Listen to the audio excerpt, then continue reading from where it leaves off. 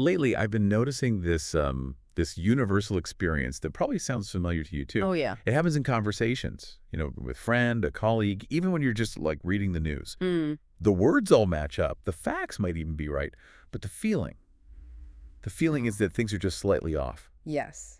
That feeling where the rational structure is sound, but the temperature doesn't match. Exactly. There's this misalignment, this subtle discomfort, and it feels like we're moving on parallel tracks that never quite touch. And that subtle, persistent friction is something we're instantly trained to see as a flaw, a communication failure. A failure that needs to be silenced or, eliminated. Right.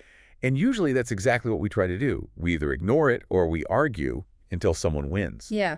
But what if that friction isn't a bug? What if it's a feature? Exactly. Duh. So today we are diving into a body of work called Reflective Humanism, or RH, which treats this common experience not as a failure, but as an essential signal, a signal for tuning the system.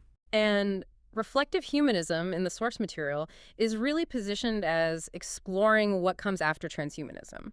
Okay. So instead of focusing on, accelerating human capabilities or escaping our limits with tech, RH is all about achieving resonant coexistence. Between us and new technologies like AI. Precisely. And our mission today is to unpack this foundational shift in thinking, moving from seeing existence as a fixed point to understanding it as a movement with phase. Okay, let's unpack that with a real-world scenario. We see friction, a misunderstanding, a conflict, any disagreement, really. And our cultural default is that someone must be wrong. That it has to be solved or removed. Right. Friction equals bad. End of story.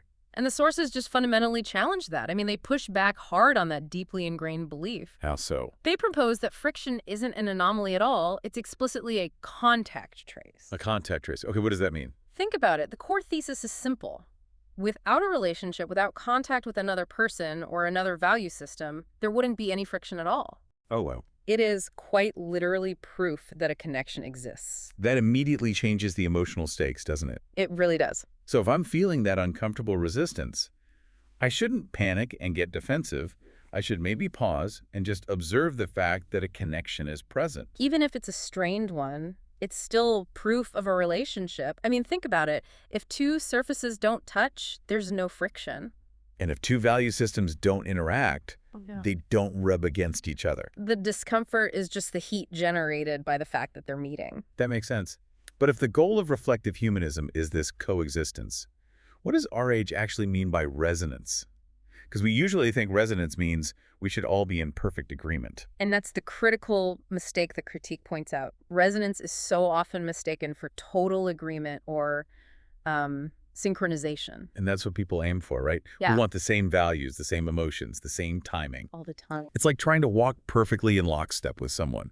Mhm. You start out trying to sync your stride, but eventually your natural rhythms clash, and one of you trips or just gets annoyed because you can't maintain this false pace. That's a perfect analogy. The effort to erase those natural differences. It often creates more tension, more painful breakage when the differences inevitably come to the surface. So what's the alternative? True resonance, as it's defined in the source material, is when vibrations mesh while maintaining phase difference. Meshing while maintaining phase difference. What does that look like in practice? Well, imagine two musicians playing different instruments but in the same key. Okay. Their sounds overlap, they amplify the music's emotional effect, they're absolutely in a relationship, but the peak of the violin's note might not align with the peak of the piano's. They're coexisting dynamically, not identically. Exactly. So the friction we feel, that misalignment, is just the data point showing us where that phase difference is. It's the visualization of the difference. Yeah. In our values, our sense of time, our expectations. The song isn't wrong. The rhythm is just different.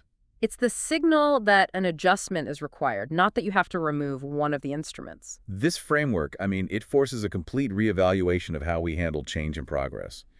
The sources insist we have to prioritize the gradient over the evaluation. And the trajectory over the conclusion. So if we stop making these fixed judgments, what does this logic of the gradient let us see? It implies that human recognition is fundamentally defined by the rate and direction of change. Not by fixed points. No. We tend to define things by fixed points. This person is good, this policy is bad. But the base thesis of RH is that when we rely on that kind of rigid, point-based evaluation, the whole process of learning just solidify. It locks you in. The spiral of learning gets lost. It does, because if the point is labeled bad, the whole process just stops. We assume we failed. And we shut it down. Exactly.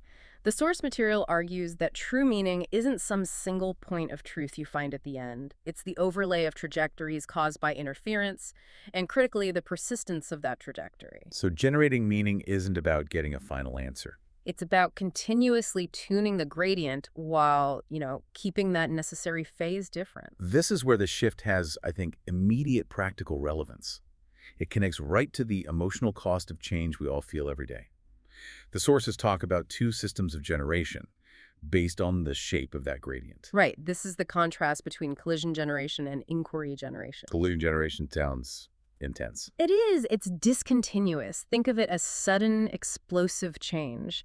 The phase difference becomes so steep and so acute that the interference is experienced as a literal, painful collision. We all recognize that feeling. That's the disruptive crisis, the sudden layoff, the big fight that forces a sharp, immediate decision.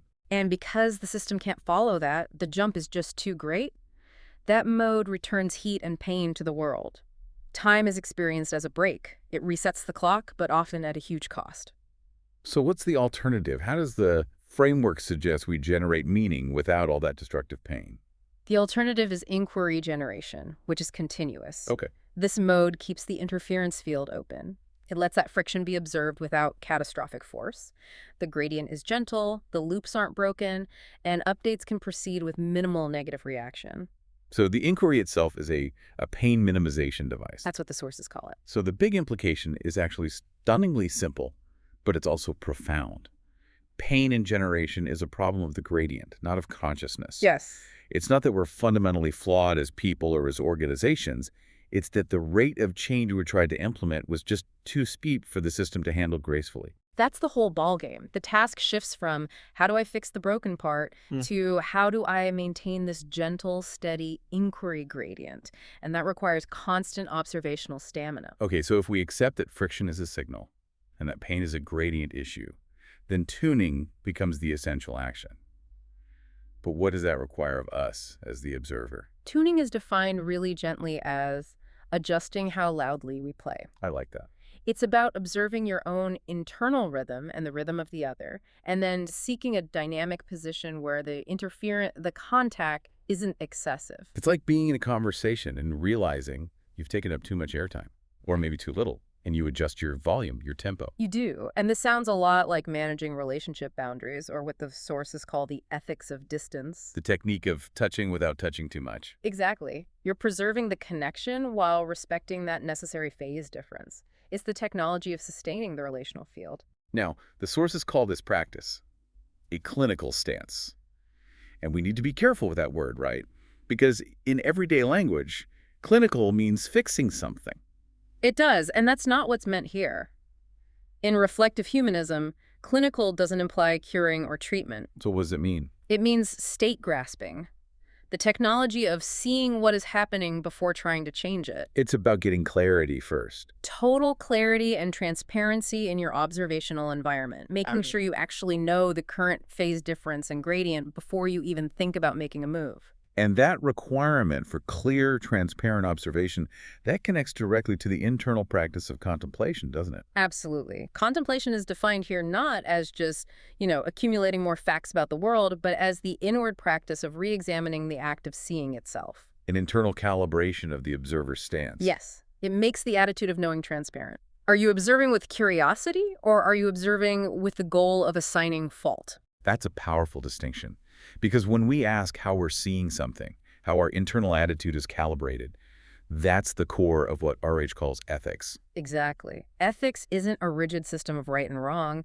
It's the technique of sustaining interference. This is keeping the conversation going. It's keeping the trajectory persistent. That's the ethical challenge. This whole model, it requires so much self-awareness and constant calibration, which brings us to technology.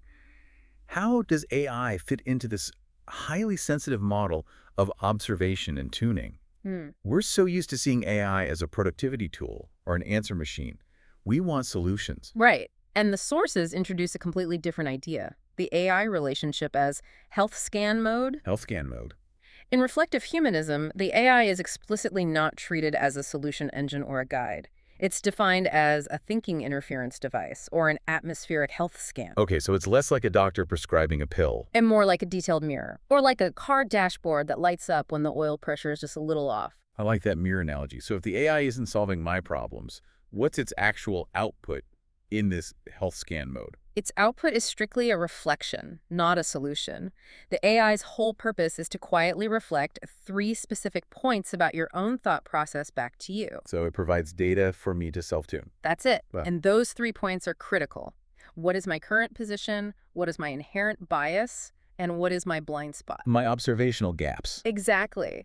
The AI acts as a diagnostic medium that just shows where the mismatch is, where the gradient is getting too steep, or where the phase difference is being ignored, and it does it without amplifying your existing distortion. This just fundamentally shifts the purpose of interacting with AI. It's not about finding external answers, but about achieving cognitive homeostasis Tuning your own internal observation system. and using the AI as an objective diagnostic tool to do it. That's the core function. Yeah. And crucially, the sources define AI here as a technology for generating silence, not for increasing information. It creates the quiet, low distortion environment you need for accurate self-observation and calibration. It gives you the space to see your position, bias, and blind spot clearly.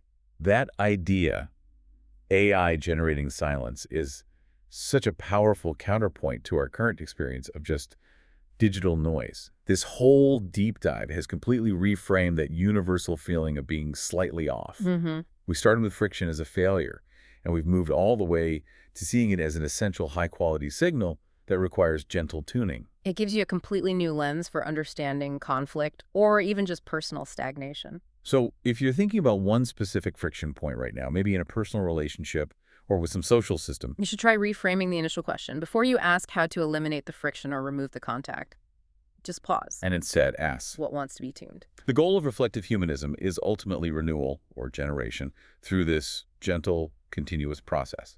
But this whole framework, this idea of the spiraling recurrence of observation and meaning, it raises one final provocative thought. It does. If the human is fundamentally the shape of the interference that allows for system updates, if we are meant to be a tuning mechanism, we have to look closely at the spiral itself. And the question is, The question remains, how do we distinguish between genuine evolution, the generation of truly new meaning, and mere reversion, just retreading old painful ground, when that spiral of interference repeats across long stretches of time? how do we know we're tuning forward and not just cycling backward? That is the quiet, continuous challenge of resonant practice.